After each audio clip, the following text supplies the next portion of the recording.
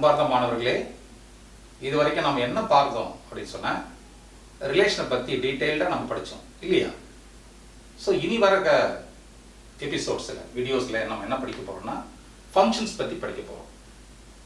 Relation functions. So ரிலேஷனை ஒட்டி தான் உங்களுக்கு ஃபங்க்ஷன்ஸ் வரும். ஸோ ஃபங்க்ஷன் கொஞ்சம் ரிலேஷனோட கொஞ்சம் ட்ரை கான்செப்ட். அதனால் இந்த வர ஃபங்க்ஷன்ஸ் நல்லா படிங்க, டீட்டெயிலாக பாருங்கள், முன்னாடி இருக்கிற வீடியோஸ் நல்லா பாருங்கள். நீங்கள் இந்த வீடியோவை நீங்கள் சப்ஸ்கிரைப் பண்ணுங்கள், அதுக்கப்புறம் வந்து ஷேர் பண்ணுங்கள். அப்போ தான் உங்களுக்கு அடிக்கடி இந்த வீடியோஸ் கிடைக்கும். நிறைய வீடியோஸ் போட போகிறேன், பார்த்தீங்கன்னா ரொம்ப பிரமாதமாக இருக்கும் உங்களுக்கு. ஓகே, ஸோ பார்க்கலாமா? Stay tune. இந்த வீடியோவில் நம்ம என்ன பார்க்க போகிறோம் அப்படின்னு சொன்னால் ஃபங்க்ஷனோட எக்ஸ்பிளனேஷன் பற்றி படிக்க போகிறோம். So that is first point என்ன படிக்க போகிறோம்? Explaining the concept of functions. ஃபங்க்ஷனை பற்றி கம்ப்ளீட்டாக எக்ஸ்பிளைன் பண்ண போகிறேன். ரெண்டாவது என்ன பண்ண போகிறேன்? Real life examples. Real life examples கொடுக்க போகிறேன். One example is based on physics. ஃபிசிக்ஸில் நமக்கு அந்த ஃபங்க்ஷன் எப்படி யூஸ் பண்ணுறோம். அதுக்கு அடுத்தது பார்த்தீங்கன்னா எக்கனாமிக்ஸ்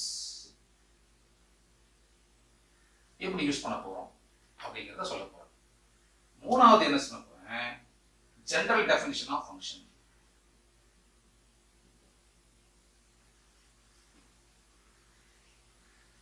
இது ஜெனரலா சொல்ல போறோம்.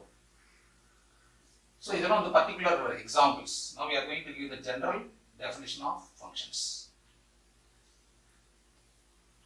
So இப்போ நம்ம டிஸ்கஸ் பண்ண வேண்டியது என்ன சொல்லி பார்க்கலாம்? functions.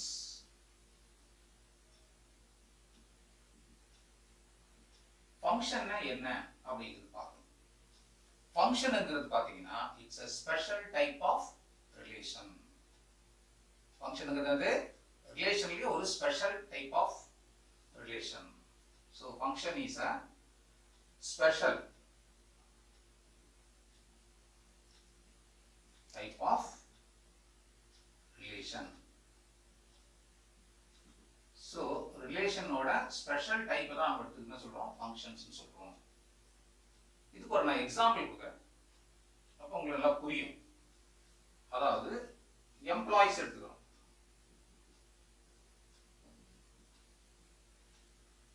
அவங்களுடைய சேலரி எடுத்துக்கிறோம்.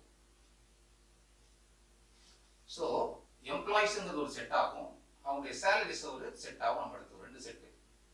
ஒன்று ஏன்னு வச்சுக்கலாம், இன்னொன்று வந்து பின்னு வச்சுக்கலாம். இப்போ E1 அப்படிங்கிறது first employee, E2, E3, E4. இப்போ ஒவ்வொரு எம்ப்ளாயிக்கும் ஒரு ஃபிக்ஸட் சேலரி இருக்கும். ஃபார் எக்ஸாம்பிள் 10,000 rupees வச்சுக்கோங்க. E2க்கு வந்து 20,000 rupees, E3க்கு 25,000 rupees, E4க்கு 30,000 rupees இருக்கிற சேலரி இருக்கிறத வச்சுக்கோங்க. அப்போ ஒவ்வொரு எம்ப்ளாயிஸ்க்கும் பார்த்தீங்கன்னா ஒரு ஃபிக்ஸட் சேலரி இருக்குது இல்லையா? ஒன்லி ஒன் சேலரி தான் இருக்குது. ஸோ அந்த சேலரியை ஒரு எம்ப்ளாய்க்கும் ஒரு சேலரி, ஒன்லி ஒன் சேலரி.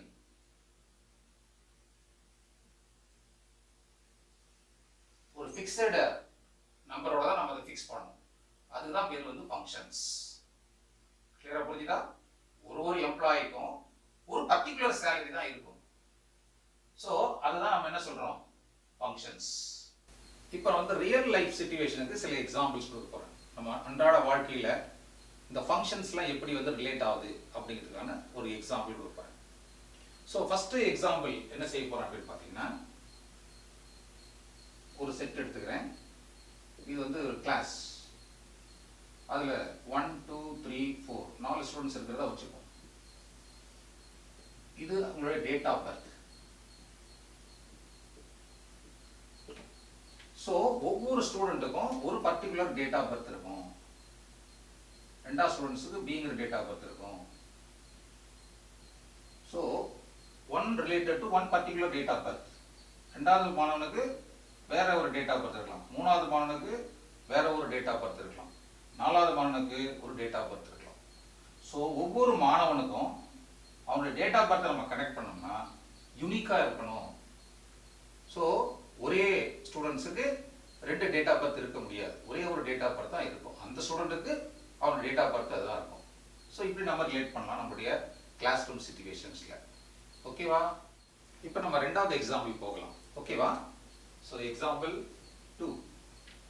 இப்போ நீங்கள் ஒரு ஷாப்புக்கு போகிறீங்க, புக் ஸ்டாலுக்கு போகிறீங்க. நிறைய புக்ஸ் வச்சுருப்பாங்க, அதுக்கு டிஃப்ரெண்ட் ரேட்ஸ்லாம் இருக்கும் இல்லையா? சப்போஸ் நீ ஒரு டெக்ஸ்ட் புக்கை மட்டும் போய் நீங்கள் அங்கே எடுக்கிறீங்கன்னு வச்சுக்கோங்களேன், அதுக்கு ஒரு ப்ரைஸ் இருக்கும். ஸோ அந்த டெக்ஸ்ட் புக்கான ப்ரைஸ் வந்து யூனிக்காக தான் இருக்கும். இப்போ நீங்கள் ஒரு கெமிஸ்ட்ரி புக் எடுக்கிறீங்க, அதுக்கு விலை 100 ரூபான்னு வச்சுக்கோங்களேன் ஃபார் எக்ஸாம்பிள். அந்த புக்லேயே போட்டிருப்பாங்க இல்லையா, அது யூனிக்கு, வேற காஸ்ட் கிடையாது. அதுக்கு வேற இன்னொரு புக் எடுக்கிறதுங்க, அதுக்கான காஸ்ட் டிஃப்ரெண்டாக இருக்கும். So if you take a different books from the book stall, it has got a unique என்னது ப்ரைஸ். புரியுதா? இதுதான் ஃபங்க்ஷன். ஸோ ஒவ்வொரு எலிமெண்ட்டுக்கும் ஒரு ஃபிக்ஸடு ரூல் மட்டும்தான் இருக்கணும். அதுதான் வந்து நமக்கு ஃபங்க்ஷன். ஆனால் இது ரிலேஷன் தான், ரிலேட் பண்ணுறேங்க. இந்த எலிமெண்ட்டோட இந்த எலிமெண்ட்டை ரிலேட் பண்ணுறோம். அது நீங்கள் எடுக்கிற புக்கும் இந்த எலிமெண்ட்டையும் நம்ம ரிலேட் பண்ணுறோம். அதில் ஸ்பெஷலாக ரிலேட் பண்ணுறேன்னா it has got a fixed price. That fixed price is called what a function. So இப்போ நான் ஒரு எக்ஸாம்பிள் டயக்ராம் போட்டு காட்டுறேன் பாருங்க.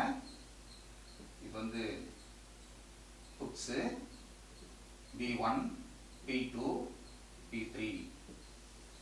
இது வந்து price, price of the text புக்னு வச்சுக்கலாம். இப்போ B1க்கு வந்து 10 ரூபா, இதுக்கு 20 ரூபா, இதுக்கு 30 ரூபா. ஸோ ஒவ்வொரு புக்குக்கும் ஒரு பர்டிகுலர் ப்ரைஸ் தான் அதில் உங்களுக்கு இந்த புக்கில் போட்டிருப்பாங்க. Only one price.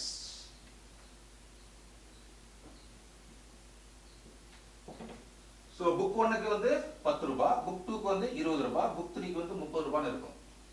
ஸோ ஒவ்வொரு புத்தகத்துக்கும் ஒரு பர்டிகுலர் ரேட்டு தான் அதில் கொடுத்துருப்பாங்க. ஸோ அதான் நம்ம ஃபங்க்ஷன் சொல்லுவோம். நீங்கள் இப்படி யோசிச்சு பாருங்களேன், அது 10 ரூபா விலை உள்ள ஒரு புத்தகம் 2 கூட இருக்கலாம், அதே புக் இருக்காது, வேற புக் இருக்கலாம். புரியுதா உங்களுக்கு அது? ஸோ அந்த மாதிரி நீங்கள் திங்க் பண்ணாதீங்க. ஒரு புக்குக்கு ஒரு பர்டிகுலர் ப்ரைஸ், அந்த ப்ரைஸுக்கு 2 டிஃபரெண்ட் புக்ஸ் கூட இருக்கலாம், சான்சஸ் ஆர் தேர். ஸோ நம்ம எடுக்கிற ஒவ்வொரு புக்குக்கும் ஒரு பர்டிகுலர் ப்ரைஸ் இருக்கிறதுங்கிறது ஃபங்க்ஷன்ஸ். மாணவர்களே, இப்போ நம்ம வந்து 3வது எக்ஸாம்பிள் பார்க்க போகிறோம். 3வது எக்ஸாம்பிள் பார்த்தீங்கன்னா ஃபிசிக்ஸ் ஓரியன்டெட்ல இருக்கும். ஃபிசிக்ஸில் நீங்கள் பார்க்குறீங்க, என்ன பார்க்குறீங்க? Pressure, volume. ஸோ ஒவ்வொரு ப்ரெஷருக்கும் ஒரு பர்டிகுலர் வால்யூம் இருக்கும். அதுதான் நம்ம ஃபிசிக்ஸில் சொல்கிறோம் பாயில்ஸ் லா. என்ன லா சொல்கிறாங்கன்னா,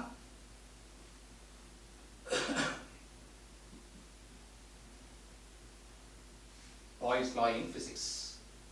So for each pressure எடுத்துக்கிறோம், P1, P2, P3. வால்யூம், ப்ரெஷரை கொண்டு போய் வால்யூமோட ரிலேட் பண்ணுறோம். ஸோ ஒவ்வொரு ப்ரெஷருக்கும் ஒரு வால்யூம் இருக்கும். V1, V2, V3. So every pressure has got a unique volume. That is, every pressure has unique volume. The uniqueங்கிறது அந்த ஃபங்க்ஷன். ஸோ இந்த ப்ரெஷரையும் வால்யூமும் ரிலேட் பண்ணுறது தான், அதான் வந்து பாயில்ஸ் லா இன் ஃபிசிக்ஸ். நீங்கள் படிப்பீங்க, 10th ஸ்டாண்டர்டில் நீங்கள் படிப்பீங்க. ஸோ அது வந்து ஒரு ஃபங்க்ஷன் நம்ம கிரியேட் பண்ணிக்கலாம். இப்போ எக்கனாமிக்ஸில், அதாவது பொருளாதாரத்தில் நம்ம ஒரு எக்ஸாம்பிள் நம்ம எடுத்து சொல்லலாம். Price of the commodity. ஒரு பொருளோட ஒரு விலை இருக்கு இல்லையா, அது வந்து ஒரு செட்டாக நம்ம வச்சுக்கிறோம். அதோட குவான்டிட்டி, டிமாண்ட் எவ்வளோ தேவைப்படுது, நமக்கு எவ்வளோ தேவைப்படுதுங்கிறது குவான்டிட்டி. ஸோ இந்த ப்ரைஸையும் அந்த குவான்டிட்டி டிமாண்டையும் வச்சு நம்ம ரிலேட் பண்ணலாம். ஸோ ஒரு யூனிக் ரிலேஷனில் நம்ம அதை டிஃபைன் பண்ணலாம். யூனிக் ரிலேஷனில் அதுதான் வந்து ஃபங்க்ஷன்ஸ். புரியுதா? இப்போ நான் அது எடுத்துக்கிறேன் பாருங்க. ஏன்ற செட் வச்சுக்கலாம். ஏன்ற செட் வந்து ப்ரைஸாக வச்சுக்கலாம். P1, P2, P3.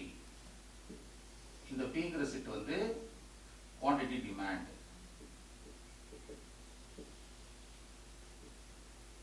நமக்கு எவ்வளோ தேவைப்படுது?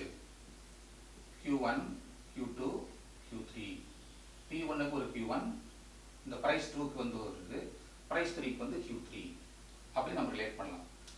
So this unique relation is called a function. அப்போ Q is equal to 360 minus 4B அப்படின்னு ஒரு ரூல் நம்ம கொடுக்குறோம்.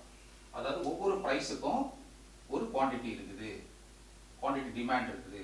For example P is equal to 1 அப்படின்னு போட்டிங்கன்னா குவான்டிட்டி 1 P1ங்கிறது வச்சுக்கோங்க. Quantity 1 360 minus 4 that is 356. அதில் குவான்டிட்டி எவ்வளோ நமக்கு 356. இந்த ப்ரைஸ் 1க்கு வந்து 356. P of 2னு போட்டு வச்சுக்கலாம். Q2 is equal to 360 minus 8, அதாவது 4 into 2 8 போட்டிங்கன்னா 352 quantity மாறும். So for each price we have a quantity under the unique relation. What's the relation is? This is a unique relation, that is Q is equal to 360 minus 4P. Price is depends upon the quantity. இப்போ நம்ம வந்து ஃபங்க்ஷனோட general definition நம்ம போகலாம். Definition of a functions. ஒரு function எப்படி நம்ம define பண்ணுறோம். So let X and Y two non empty sets. ரெண்டு நீங்கள் நான் எம்டி செட் எடுத்துக்கணும். எப்படி நம்ம ரிலேஷன்ஸில் எடுத்துக்கிறோம், கார்டீசியன் ப்ராடக்ட் எடுத்துக்கலாம், அதே மாதிரி எல்லாத்துலேயுமே நம்ம எம்டி செட் தான் எடுக்கணும், நான் எம்டி செட் எடுத்துக்கணும். அதில் இருந்து ரிலேஷன் இஸ் எஃப் ஆர்னு சொன்னோம் இல்லையா, ஃபங்க்ஷனுக்கு நம்ம எஃப்னு ஒரு சிம்பிள் கொடுக்குறோம். பிட்வீன் எக்ஸ் அண்ட் ஒய், எக்ஸ்ல இருந்து ஒய்க்கு இஸ் கால்ட் அ ஃபங்க்ஷன். ஒரு ரிலேஷன் இங்கிருந்து எக்ஸ் அண்ட் ஒயில், எக்ஸ்ல இருந்து ஒய்க்கு போனோம், அதில் ஒரு ஸ்பெஷல் ரிலேஷன் வந்து டிஃபைன் பண்ணுறோம். அதை நம்ம எப்படி சிம்பாலிக்கலாக போட்டு காட்டலாம்னு பார்த்தீங்கன்னா F X tends to Y, F such that X tends to Y, X ஆனது ஒய்க்கு ரிலேட் பண்ணியிருக்கோம். எக்ஸ் என்ற செட்டில் ஒரு எலிமெண்ட்டும் ஒய்யோட ரிலேட் பண்ணியிருக்கிறோம். For each X, this is in the set X, there is only one element, please understand, only one element is related to what? Y. So அது எப்படி symbolical எழுதிருக்கோம் பாருங்க, ஆர்டர் பைல எழுதிருக்கோம் பாருங்க, x, y such that for all x belongs to capital X, y belongs to y. So for each x there is only one element, y belongs to capital Y. ஒவ்வொரு xக்கும் ஒரு unique element ஒய்ல இருக்கணும். So அந்த ரூலுக்கு அந்த special relation தான் என்ன பண்ணுறது, அதுக்கு வந்து ஃபங்க்ஷன் அப்படின்னு சொல்கிறது. Is called a function. இது வரைக்கும் நம்ம அடுத்ததெல்லாம் புரிஞ்சிருக்குன்னு நினைக்கிறேன். ஸோ நெக்ஸ்ட் வர வீடியோவில் நான் என்ன செய்ய போகிறேன்னா, ஃபங்க்ஷனை எப்படி வந்து டயக்ராமேட்டில் ரெப்ரசென்ட் பண்ணு, டயக்ராமில் எப்படி வந்து இந்த ஃபங்க்ஷனை நம்ம ரெப்ரசென்ட் பண்ண போகிறோம் அப்படின்னு சொல்ல போகிறேன். அதுக்கப்புறம் சில குறிப்புகள்லாம் கொடுக்க போகிறேன். அதுக்கப்புறம் டொமைன் ஆஃப் ஃபங்க்ஷன் எப்படி கண்டுபிடிக்கிறதுங்கிறதும் நான் நெக்ஸ்ட் வீடியோவில் சொல்ல போகிறேன். Stay tune.